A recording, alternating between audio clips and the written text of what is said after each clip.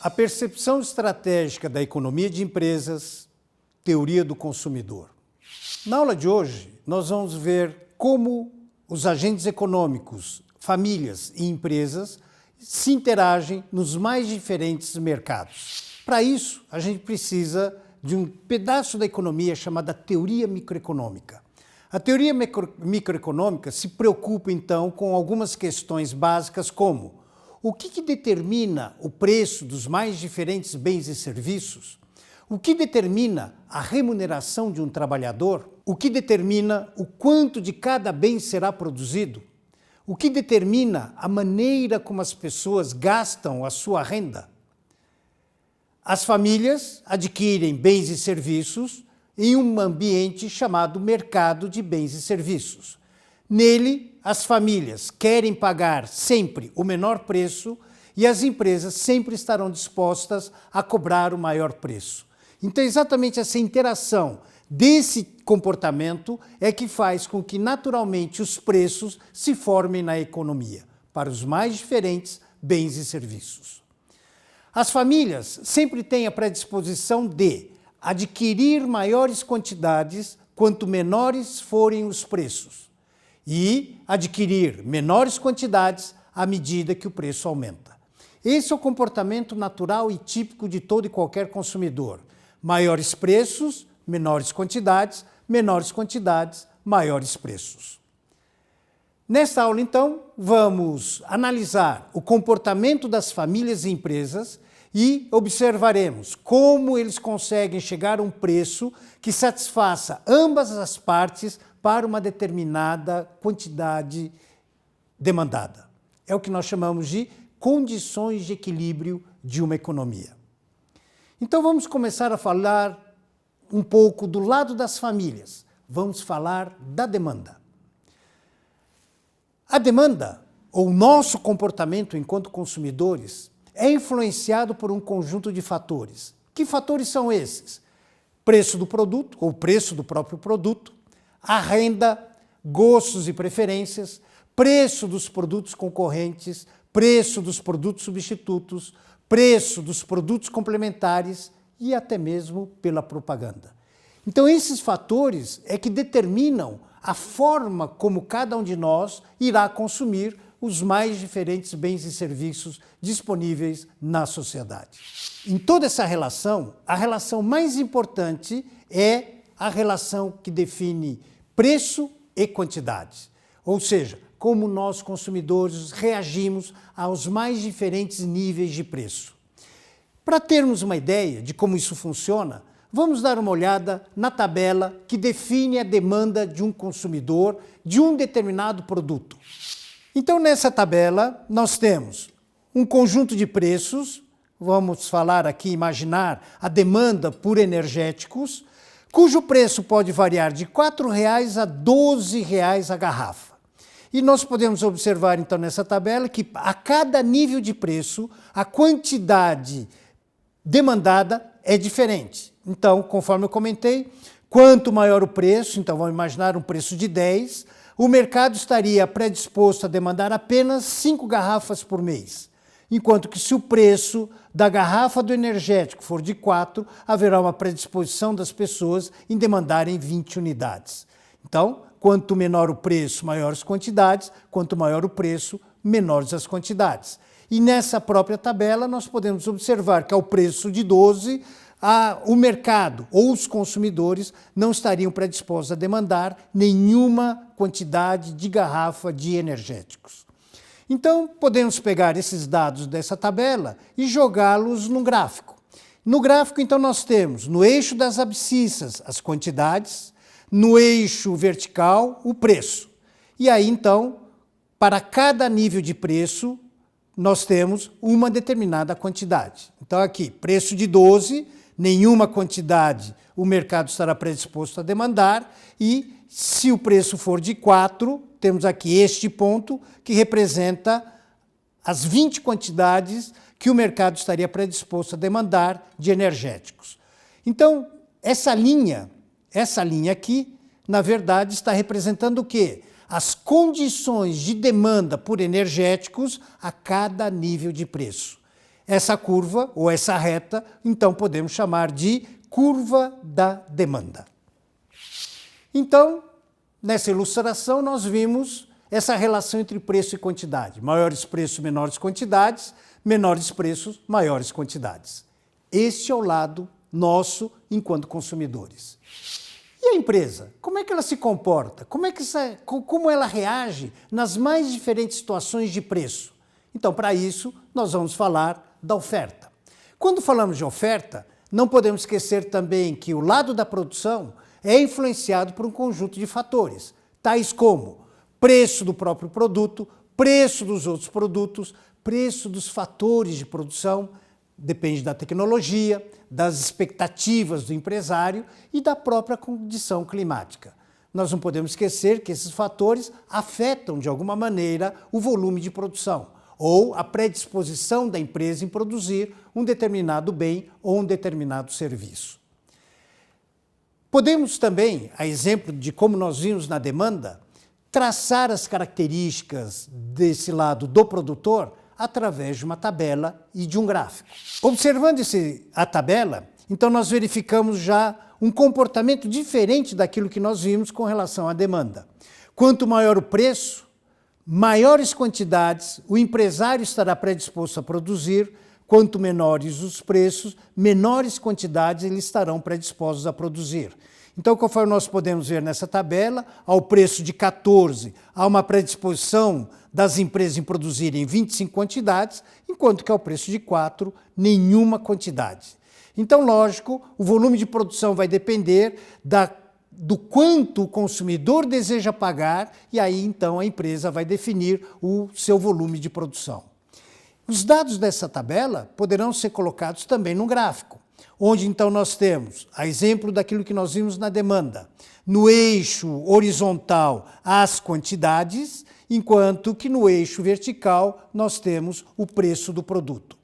Plotando os dados da nossa tabela neste gráfico, então nós temos esta reta ou esta curva que representa então o lado do produtor, que carinhosamente nós chamamos de curva da oferta.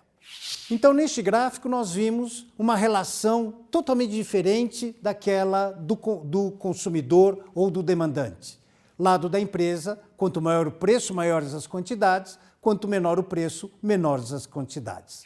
Se nós sobrepusermos os dois gráficos num só, nós vamos então encontrar aquilo que nós chamamos de condições de equilíbrio. O que são essas condições de equilíbrio? As condições que determinam, nessa relação entre produtores e consumidores, o melhor preço e um determinado volume de produção.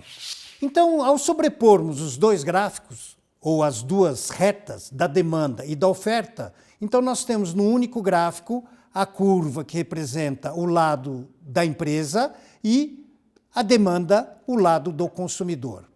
E vocês podem perceber que existe um ponto de intersecção, exatamente aqui, ó, que nós chamamos de ponto de equilíbrio. O que é esse ponto de equilíbrio? É o ponto que vai determinar um preço, P0, que satisfaz simultaneamente produtor e consumidor a uma determinada quantidade, e nesse caso, 10 quantidades. Então podemos dizer que, na condição de equilíbrio do mercado de energéticos, o preço de equilíbrio de 8 é o preço que então vai determinar um volume que satisfaz tanto o produtor como o consumidor a 10 quantidades. Agora vamos imaginar uma situação um pouco diferente, saindo da condição de equilíbrio. Vamos imaginar que por uma razão qualquer o preço de comercialização esteja em 10. R$ 10 a garrafa de energético. Ora, a R$10, levando-se em consideração a curva da oferta e da demanda, então nesse tracejado nós vamos observar que ao preço de 10, o produtor, ou seja, o lado da oferta, terá uma predisposição de ofertar e produzir 15 quantidades.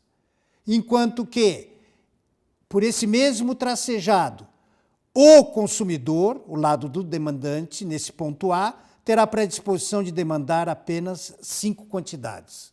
Ora, então nessa situação nós temos um desejo de produzir por parte das empresas maior do que os consumidores estariam predispostos a demandar. Não havendo nenhum tipo de interferência nessa relação de mercado, a tendência natural é os preços caminharem em direção ao equilíbrio. Então, toda vez que nós tivermos essa condição de excesso de oferta, não tendo nenhum tipo de interferência, preços naturalmente se ajustam a um patamar mais baixo. Analisando uma situação diferente, vamos imaginar que o preço, por uma razão qualquer, esteja no patamar de R$ 6. A R$ 6, esse ponto C, que cruza com a curva da oferta, nos diz que a esse preço de 6, o empresário estaria predisposto a produzir e vender 5 quantidades. Enquanto que a esse preço mais baixo, o consumidor, nós demandantes, estaríamos predispostos a demandar, nesse ponto D, 15 quantidades. O que isso significa? Significa dizer que nós, consumidores, temos o desejo de consumir quantidade maior do que as empresas têm condições de produzir. Nessa situação, nós temos uma situação chamada escassez de oferta. E toda vez que tivermos essa situação, desde que não haja nenhum tipo de interferência, preços tendem a caminhar em direção ao ponto de equilíbrio. Então, a essas relações nós chamamos de ajustes automáticos de preço.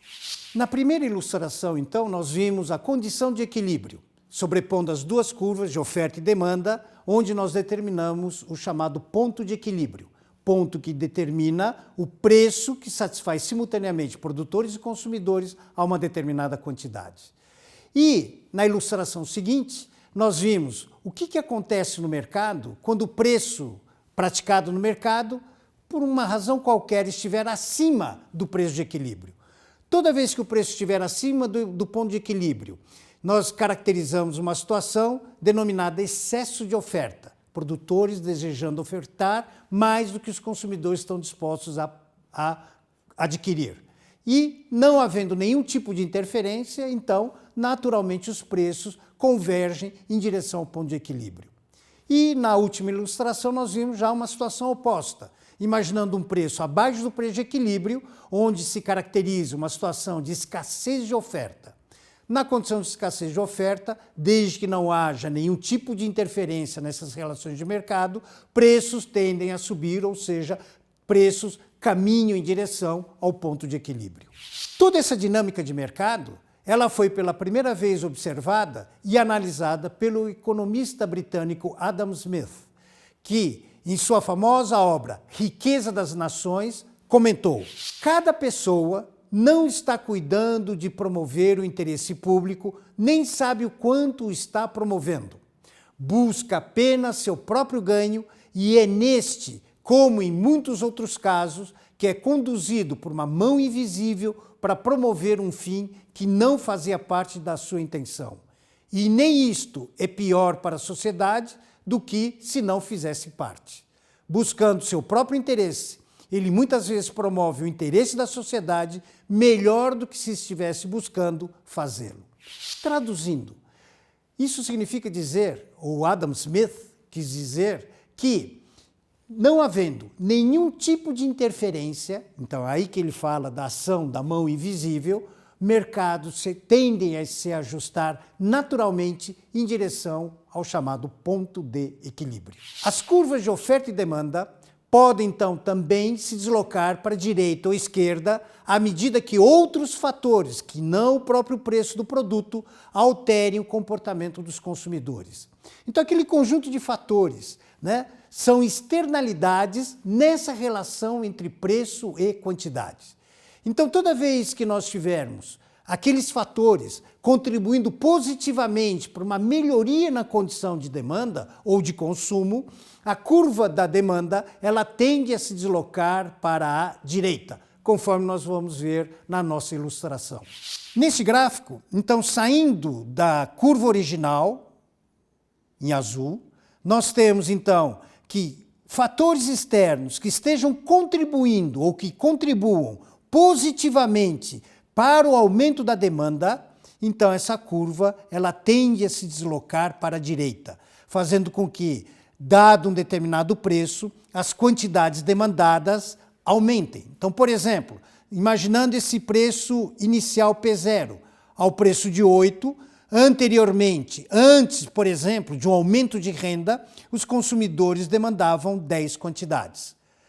Imaginando então que tenha havido um aumento na renda da sociedade como um todo, o que vai acontecer? A esse mesmo preço de 8, a sociedade agora então terá predisposição de demandar quantidades maiores, ou seja, 20 quantidades. Na verdade, essas 20 quantidades é que determinarão o grau de deslocamento dessa curva. Então ela sai desse ponto E em direção a esse novo ponto, que representa as 20 quantidades. E agora observe o seguinte, tudo ao mais mantido constante, inclusive a própria curva da oferta, o nosso ponto de equilíbrio, que estava em 10, agora vai em direção à linha, onde nós temos, então, 15 quantidades para um novo preço, P1, de R$10 a garrafa. Então isso mostra que à medida que a renda aumenta, as quantidades demandadas aumentarão num determinado volume num primeiro momento, mas depois, em função desse deslocamento, a demanda por energéticos se estabilizará em 15, só que agora a um preço mais elevado. Da mesma maneira como nós vimos a curva se deslocando para a esquerda, se eventualmente esses fatores influenciarem negativamente, a curva da demanda certamente se deslocará para a direita. Então, esse é um movimento que nós sempre vamos perceber à medida que outros fatores influenciem a decisão de consumir das pessoas. Conforme eu tenho dito, não havendo nenhum tipo de interferência na relação entre produtor e consumidor. E aí então surge um grande player no mercado, que é o agente econômico denominado governo. Governo tem o hábito de intervir nessas relações de mercado, ora fixando preços acima do preço de equilíbrio, ora fixando preços abaixo do preço de equilíbrio.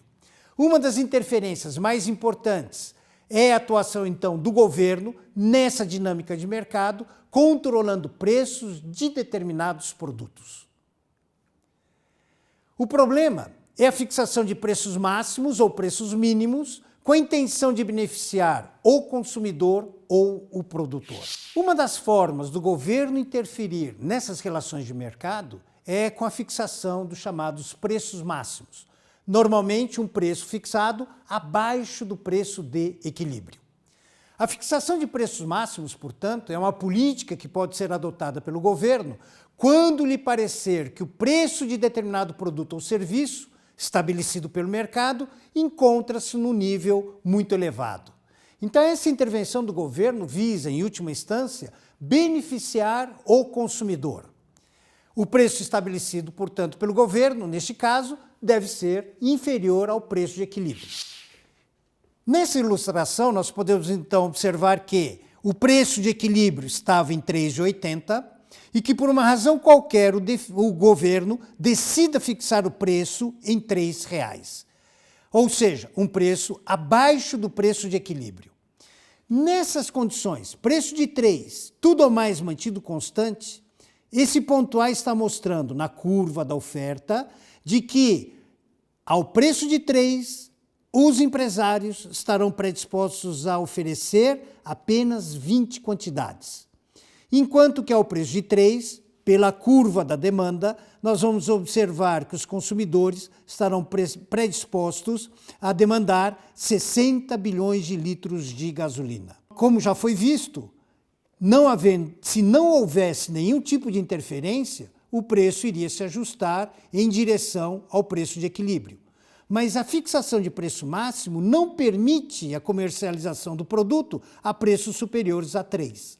Em assim sendo, nós vamos ter, então, essa situação de excesso de demanda. Ou seja, surge naturalmente a escassez do produto no mercado. O grande problema do surgimento da escassez é que, no médio prazo, serão observadas filas na aquisição do produto tende a desaparecer e, o pior de tudo, isso estimula o surgimento dos chamados mercados paralelos. Então, a fixação de preços máximos cria um desequilíbrio na economia. Os consumidores com desejo de consumir mais do que os produtores têm intenção de oferecer ao mercado. Uma outra interferência do governo nessas relações de mercado é quando ele fixa os chamados preços mínimos. A política de preços mínimos objetiva beneficiar o produtor, garantindo a ele preços superiores ao preço de equilíbrio de mercado. Um dos que mais se beneficiam desse tipo de prática do governo é o mercado de produtos agrícolas, especialmente quando há a intenção de manter o produtor na atividade. Isso, via de regra, por quê? Porque se o preço é um preço que não estimula o produtor a produzir, haverá certamente uma escassez do produto. Então, para garantir o abastecimento, o governo, fixando preços mínimos, ele garante um determinado volume de produção sem criar esse problema de desabastecimento na economia. Outro contexto em que essa prática é adotada, desde a década de 1930, é o mercado de trabalho, onde nós temos o famoso salário mínimo. Ou seja, salário mínimo é também um preço mínimo, só que no que diz respeito ao preço da mão de obra. Esses desequilíbrios criados, então, pelo preço mínimo, ele poderá ser visto nesta ilustração. Ao fixar, ou à medida que nós temos um preço de equilíbrio de 3,80 e imaginando que o governo fixe um preço mínimo para o mercado de gasolina de 4,60, claro que os produtores terão a predisposição, nesse ponto B, de ofertar 60 bilhões de litros de combustível, enquanto que a este preço de 4,60, caracterizado por esse ponto A, os consumidores estariam predispostos a demandar apenas 20 bilhões. Isso acaba gerando excesso de oferta. Então a grande pergunta que surge é, numa situação dessa natureza, onde o governo fixa um preço mínimo, que o produtor, ao aumentar seu volume de produção e tendo uma demanda mais baixa, o que vai acontecer com esse excesso de produção? Vai ter que estocar? Então, como o estoque é um grande problema para as empresas, o governo, então, ao fixar esse preço mínimo e à medida que surge esse excedente de produção, o governo, então, vai adquirir esse excesso de oferta, caracterizado exatamente por esse retângulo, que mostra, então, que ao preço de 4,60 o mercado irá demandar 20 bilhões de litros e o excedente até 60 bilhões será adquirido pelo governo. E o governo, ao adquirir esse excedente de produção, ele estará naturalmente formando o chamado estoque regulador da economia. Mas vamos imaginar uma situação onde o governo não tenha condições de estocar esse excedente de produção. Então, surge agora a figura do chamado subsídio. O que seria esse subsídio? Então, conforme nós vimos, nós temos o preço de equilíbrio de 3,80, o preço mínimo fixado pelo governo de 4,60, que faria o produtor produzir e ofertar 60 bilhões de litros. Como o governo não tem a predisposição de adquirir esse excedente de produção, as 60 quantidades, ele sabe que neste ponto M, na curva da demanda, que representa o preço de 3, faria com que o consumidor demandasse integralmente esses 60 bilhões de litros a esse preço de R$ 3,00 o litro da gasolina. Então, para poder desovar todo esse excedente de produção, o consumidor pagaria 3 para demandar essas 60 quantidades, e essa diferença de 3 para 4,60 seria bancado pelo governo junto ao produtor, que é exatamente a figura daquilo que nós chamamos de subsídio. Ou seja, o governo garante um determinado preço, cobrando ou pagando a diferença entre aquilo que o consumidor paga e o valor que ele promete ao produtor. Com a fixação de preços mínimos, então nós vimos duas formas do governo ajudar o produtor. Ou comprando o excedente de produção e formando estoque regulador, ou então fixando o subsídio, que é exatamente a diferença que o governo banca ao produtor entre o preço pago pelo consumidor e o preço prometido ao produtor. Quando falamos da elasticidade da demanda, nós estamos falando da sensibilidade do consumidor a um determinado conjunto de fatores que influenciam o comportamento do consumidor. O conceito de elasticidade nos permite, portanto, mensurar quanto a quantidade de um determinado bem ou serviço vai se alterar em função da variação do preço do produto, da renda dos consumidores ou dos preços dos produtos correlacionados. E entendam produtos correlacionados como sendo produtos concorrentes, substitutos ou produtos complementares. Elasticidade de preço da demanda. Mede, em última instância, a sensibilidade do consumidor a preço do produto. O conceito de elasticidade de preço da demanda, então, procura avaliar quanto a quantidade de um bem ou serviço irá variar à medida que o seu preço varia, bem como analisar o grau de sensibilidade do consumidor em relação ao preço do produto. Então, essa sensibilidade do consumidor a preço, ela poderá ser vista, então, nessa ilustração. Essa ilustração, então, mostra que a elasticidade de preço da demanda é medida tomando-se a variação da quantidade em termos percentuais por uma variação de preço em termos percentuais. Esse resultado poderá ser analisado através dessa reguinha de classificação. Se a elasticidade, se o cálculo da elasticidade de preço da demanda der 0, nós vamos dizer que o produto ele é totalmente inelástico a preço. Em linhas gerais, podemos imaginar a seguinte situação. Nós temos aqui uma determinada quantidade sendo demandada num determinado intervalo de preço. Vamos imaginar aqui de P0 a P1. Então, um produto totalmente inelástico a preço é aquele produto cujo preço pode variar num determinado intervalo sem que a quantidade demandada se altere. No outro extremo, nós temos uma situação onde um produto ele é perfeitamente elástico a preço. O que significa esse produto perfeitamente elástico a preço? Dado um determinado preço, toda a quantidade ofertada estará sendo demandada, que é exatamente a característica dos produtos chamados commodities. Commodities agrícolas têm esse tipo de comportamento. Então está aí uma grande dificuldade do produtor em não poder fixar preços de comercialização. Quem fixa é o próprio mercado. A partir desses dois extremos, então, nós podemos ter essas duas classificações. O produto ele pode ser inelástico a preço, ou seja, não sensível a preço, ou pode ser elástico a preço ou sensível a preço. Que produtos têm essa característica de ser sensível a preço, ou seja, serem elásticos? É exatamente o caso dos produtos chamados supérfluos.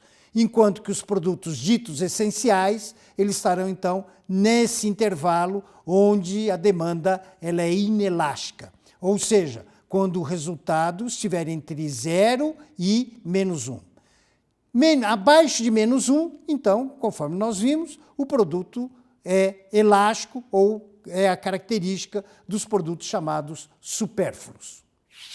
Então, essa elasticidade de preço da demanda que nós vimos na ilustração, ela pode ser facilmente entendida através de um exemplo bem simples. Suponhamos que um determinado cereal matinal apresente uma variação de preço de 2% e que, em função desse aumento, a demanda tenha caído 4%. Qual é a elasticidade de preço da demanda desse cereal? Então, pegando a fórmula, elasticidade de preço da demanda igual a variação da quantidade em termos percentuais dividido pela variação de preços em termos percentuais, variação da quantidade, menos 4%, variação de preço, mais 2%, então a elasticidade de preço da demanda daria menos 2%. Ora, o que significa esse menos 2%? Primeiro, o resultado encontrado, então, permite afirmar que esse cereal matinal é um produto elástico a preço, portanto, ele é um produto supérfluo. E também podemos concluir que a cada 1% de aumento no preço do cereal matinal, a quantidade demandada irá cair 2%. No sentido contrário, se o preço cair 1%, a quantidade demandada aumentará 2%. Esse é o conceito de elasticidade preço da demanda, ou seja, a sensibilidade do consumidor a uma variação de preço. Temos também o conceito chamado elasticidade e renda da demanda. Essa elasticidade e renda da demanda nada mais é do que um coeficiente que mede a variação percentual da quantidade demandada de um determinado produto por uma unidade de tempo em função da variação da renda do consumidor. Colocando a coisa de uma maneira mais simples, à medida que o nosso salário se modifica, a nossa estrutura de consumo, com certeza, irá se modificar. Só que terão produtos que nós passaremos a demandar mais, tem outros produtos que nós passaremos a demandar menos. Essa é a ideia da elasticidade e renda da demanda. Portanto, analisando a ilustração, nós temos a maneira de calcular essa tal da elasticidade e renda da demanda. Variação da quantidade em termos percentuais dividido pela variação na renda do consumidor em termos percentuais. O resultado obtido, então, poderá ser analisado nesta régua de classificação. Essa régua vai de menos infinito a mais infinito, passando pelo zero e passando pelo mais 1. Se o resultado do cálculo da elasticidade de renda for menor do que zero, nós vamos dizer que esse produto ele é um bem inferior. E qual o significado, então, desse bem inferior? É aquele bem cuja demanda cai à medida que aumenta a renda do consumidor. Por outro lado, se o resultado for positivo, genericamente já podemos classificá-lo como sendo um bem normal.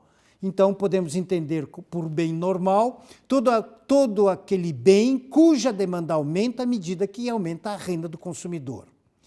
Esse bem normal, entretanto, ele pode sofrer duas outras classificações. Se o resultado estiver entre 0 e mais 1, nós vamos dizer que este produto é um produto essencial. Enquanto, se ele for maior do que 1, maior que mais 1, então nós vamos dizer que esse produto é um produto supérfluo ou um bem de luxo. Então essas são as classificações que um produto recebe em função da renda do consumidor.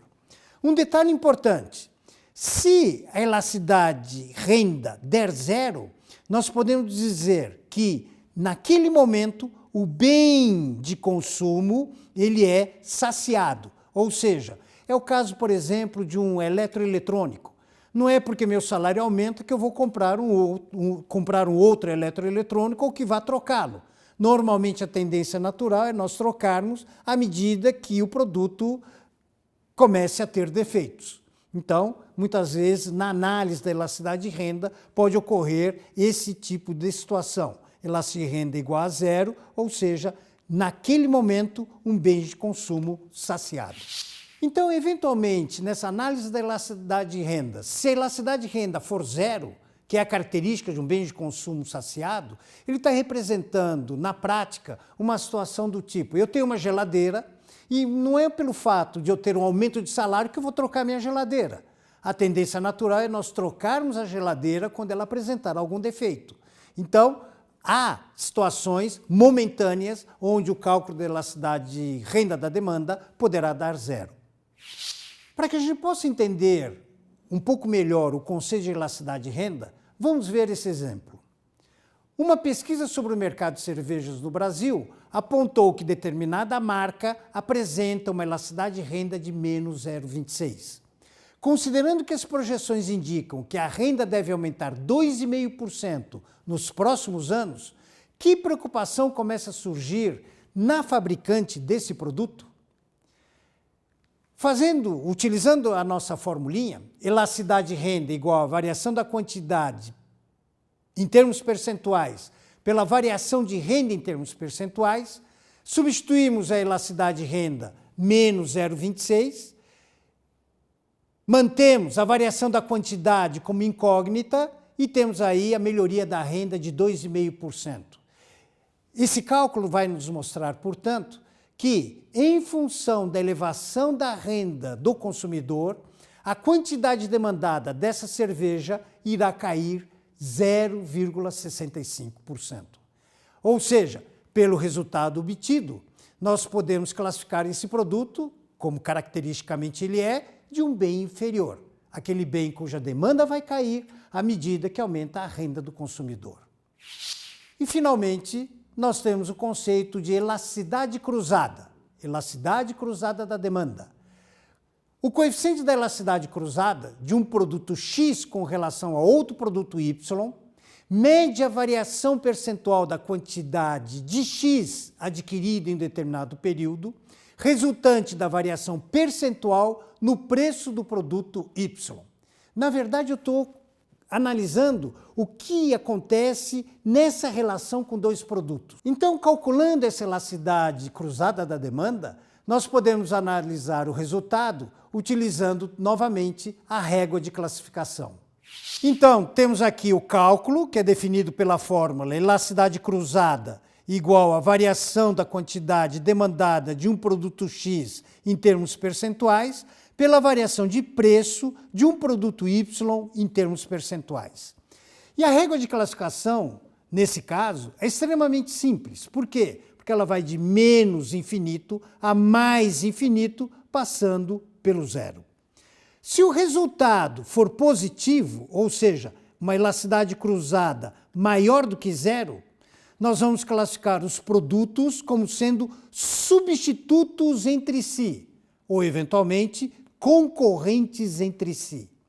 Por outro lado, se a elasticidade cruzada for negativa, ou seja, menor do que zero, nós vamos classificar os produtos como sendo produtos complementares. O que são produtos complementares? São bens de demanda conjunta. Por exemplo, pão e manteiga, pão e frios, café com leite, né? Então, essa é a característica dos chamados produtos complementares. Se, eventualmente, a elasticidade cruzada der zero, então nós vamos dizer que não há nenhuma relação entre eles, ou seja, os produtos são independentes entre si. Essas características da elasticidade cruzada da demanda podem ser vistas num exemplo bem simples. Consideremos que a elasticidade cruzada da demanda entre margarina e manteiga seja de 1,53, o que nos permite afirmar que esses produtos são substitutos entre si. Se o preço da manteiga cair 5%, a demanda por margarina deverá cair 7,65%, conforme o cálculo a seguir. Por essa fórmula, nós podemos observar, então, que a elasticidade cruzada é igual à variação da quantidade de margarina em termos percentuais, dividido pela variação do preço da manteiga em termos percentuais. Conforme o enunciado do nosso exemplo, a elasticidade cruzada é 1,53. A variação no preço da manteiga foi de menos 5%.